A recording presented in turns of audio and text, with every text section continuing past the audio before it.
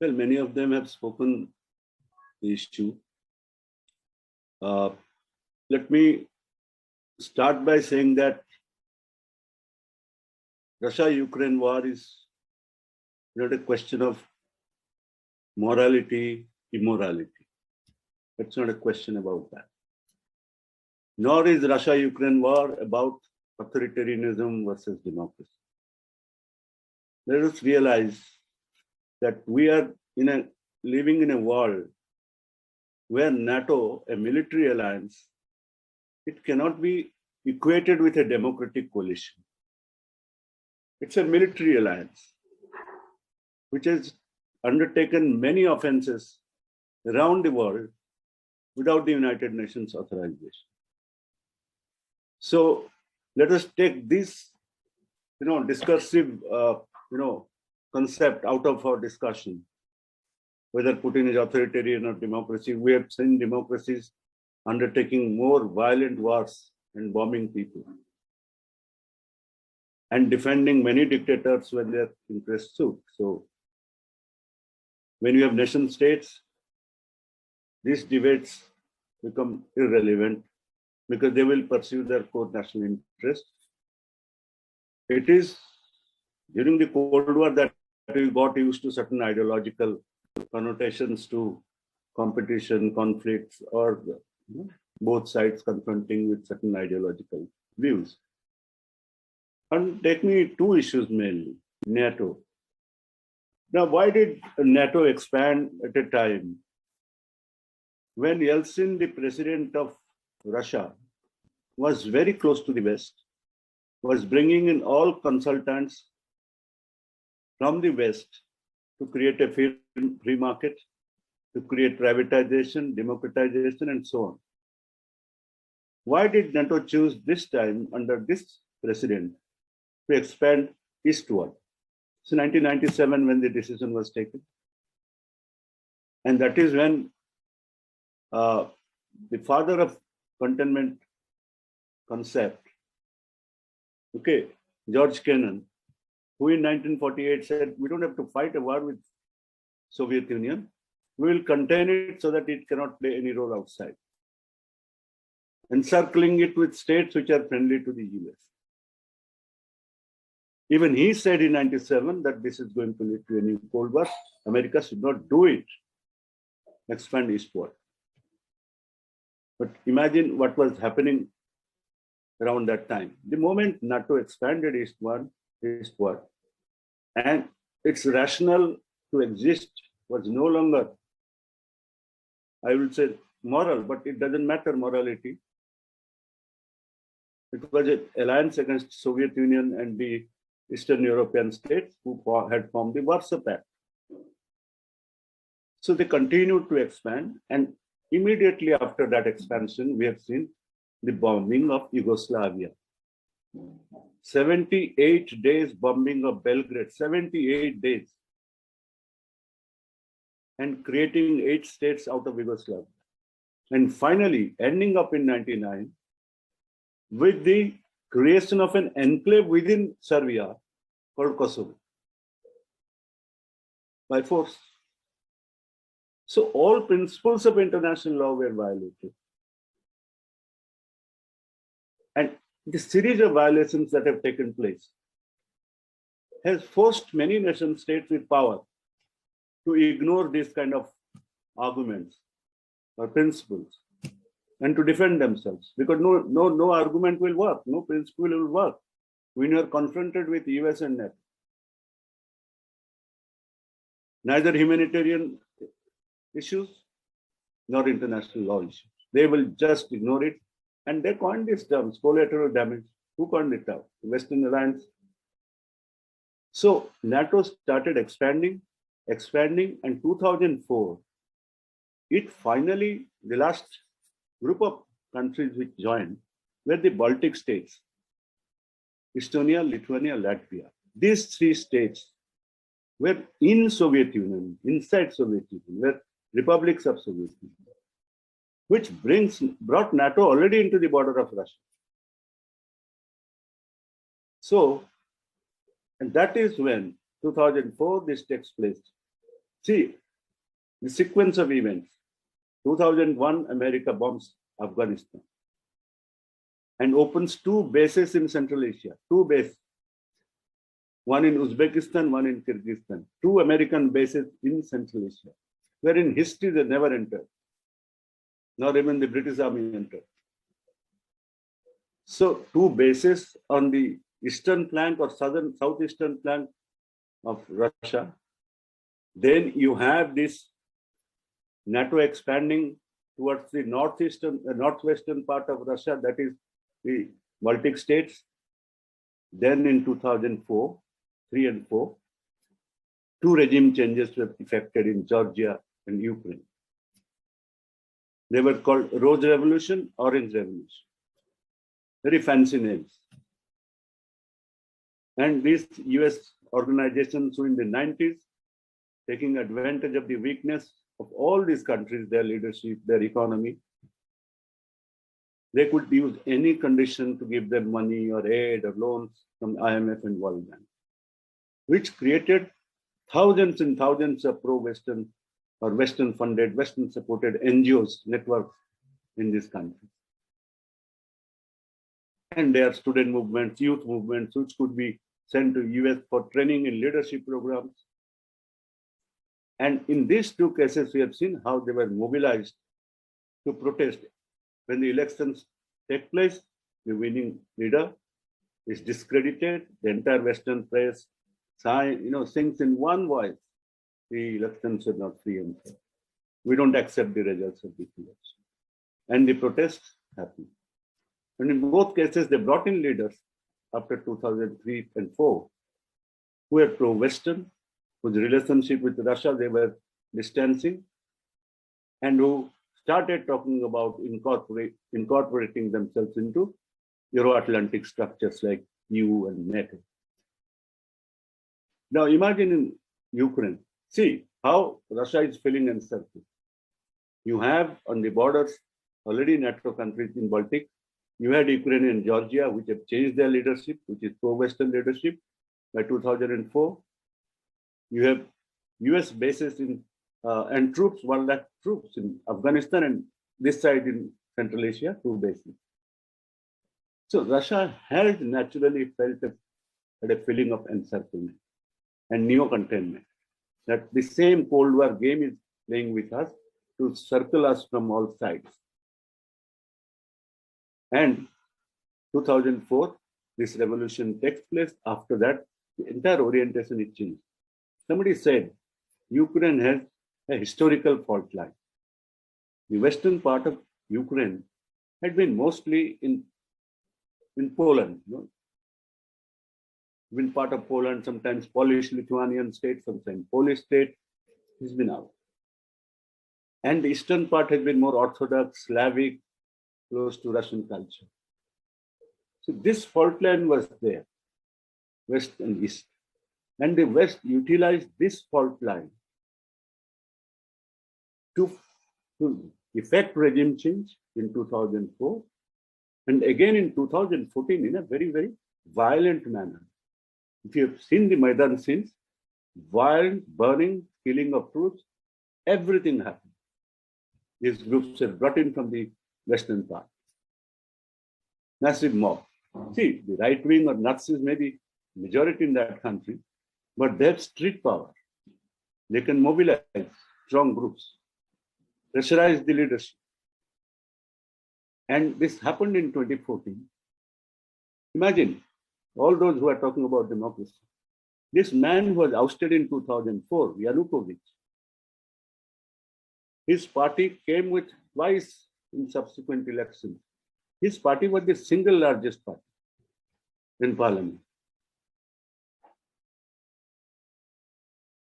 In 2007, after his ouster, the party had about, I think, 156.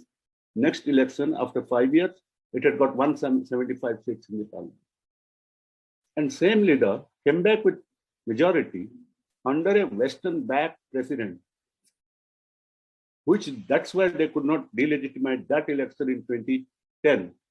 In 2010, they accepted the election because it was taking place under the leadership of one of their own who was placed in that seat, Yushchenko.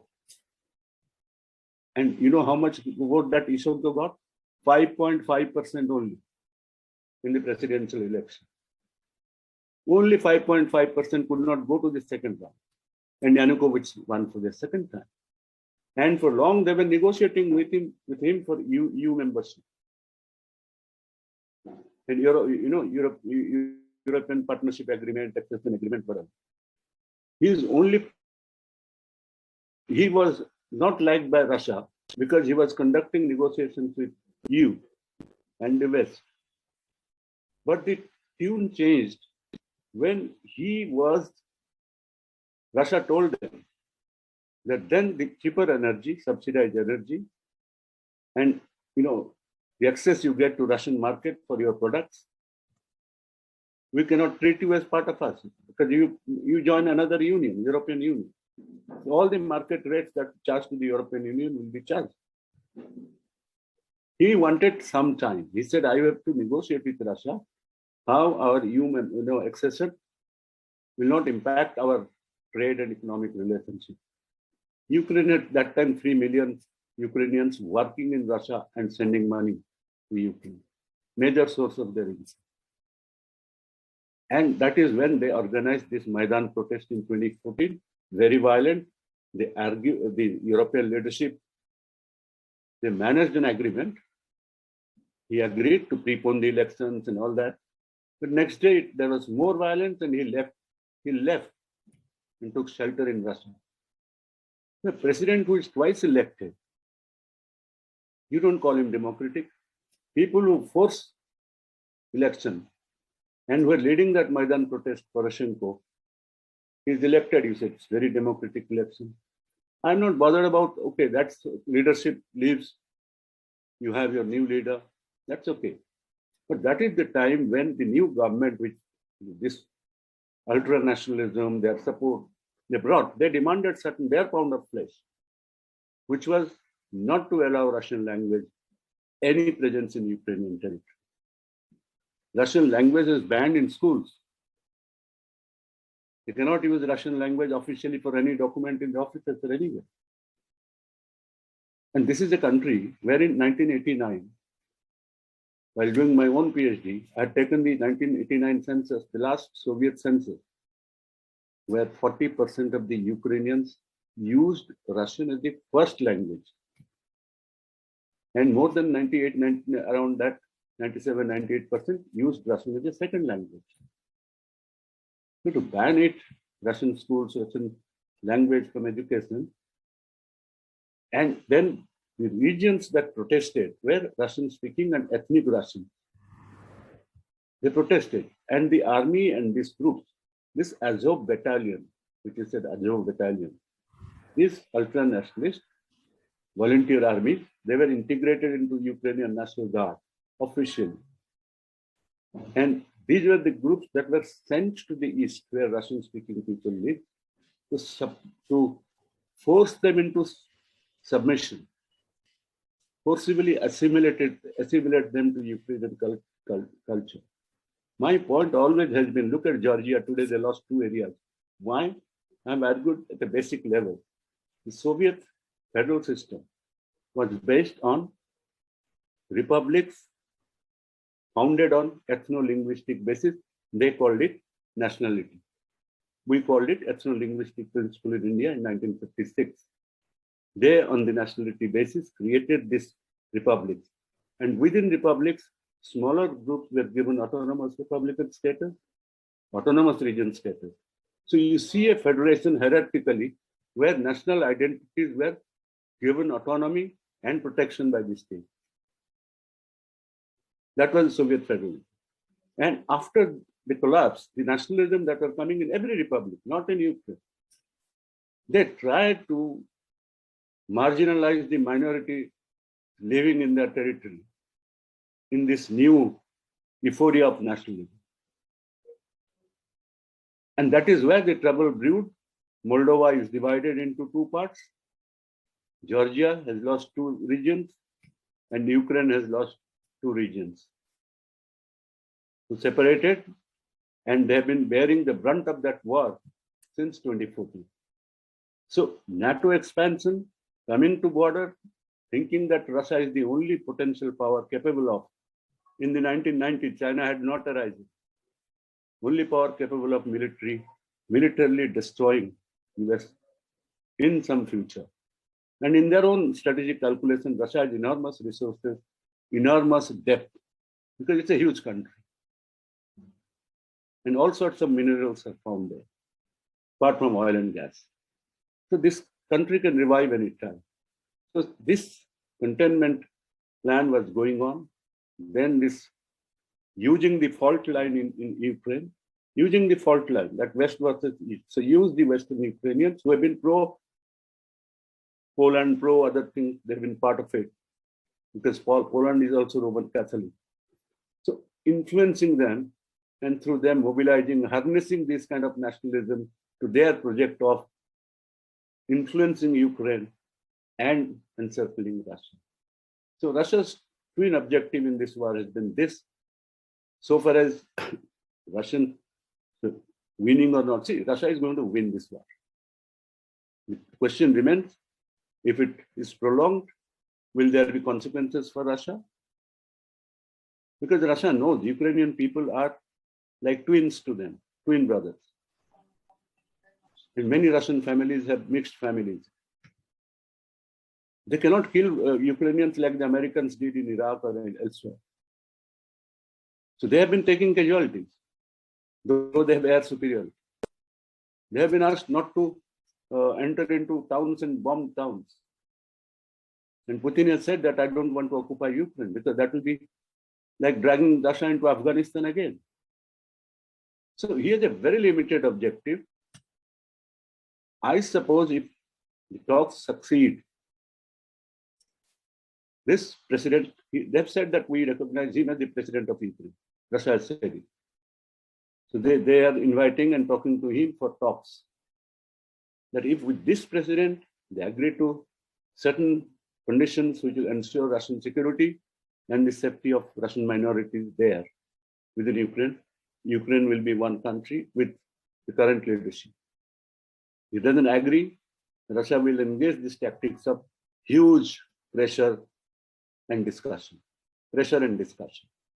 hoping that more pressure will bring in the next round of talks, Ukraine will yield more ground. But they will never be, I think, they will be foolish to hold on to Ukraine for long. They want a short, quick settlement of that. Ukraine has been dilly-dallying. I was listening to the foreign minister of Lavrov just 1 hour back. He said last time also they delayed by 1 day. This time also, they said yes, but then they said we need more time. So according to them, the West is pressurizing Ukraine not to. It is in the West interest that it is prolonged and Russia is dragged into this quagmire and faces Afghanistan 2.0. It is in their interest. They can unite the Europeans who had moved closer to Russia, like Germany, France. They can put pressure on countries like India, no more non-aligned kind of approach, take side. And Russia will be severely, economically impacted. And only power that will gain is, listening to many debates, their gas, fracked gas, will be very expensive LNG gas, but Europeans will be pressurized to buy them because they will have sanctions on Russian companies. Secondly, American companies are gaining enormous profits by selling weapons to Eastern Europe and Ukraine. Huge money is being given to these countries to buy weapons from American manufacturers. So America will benefit because it has no concern for Ukraine. You can go to dogs, but in the process, Russia will be isolated, lose face, lose, in international public relations, allies also, and the narrative will begin. What will happen if China attacks Taiwan? All sort of counter arguments will be brought in to pressurize India. But I think Indian position has been so far very right. This is not our war. This is a war in Europe. We didn't start this war, nor are we in a position to end this war. And last point, that it's not anything else, if not for anything else, India should never weaken Russia to an extent that our shield goes. It's like a shield. Tomorrow you might be, you never know with America. Tomorrow you might be confronted with a situation like we faced during Bangladesh war. You have to have, there are two powers, China and Russia. But China we cannot, given the relationship. And if we weaken Russia, I mean, what all this multipolar world order and all that will be fake talk, nothing more. We need a strong Russia, not to be humiliated, not to be defeated, but also we want Ukraine to live with dignity as a good neighbor. And as somebody said, the best status for Ukraine would be neutral status. We have countries in Europe who are not NATO members and neutral, and Russia would need a buffer between NATO and itself. That buffer would be Ukraine. If Ukraine doesn't become a buffer, Russia has already created rings around it. So this part of eastern Ukraine will be snatched away and act as a buffer between Russia and NATO Ukraine, if Ukraine joins NATO. So Ukraine will be loser, big loser, and Russia will suffer. Thank you.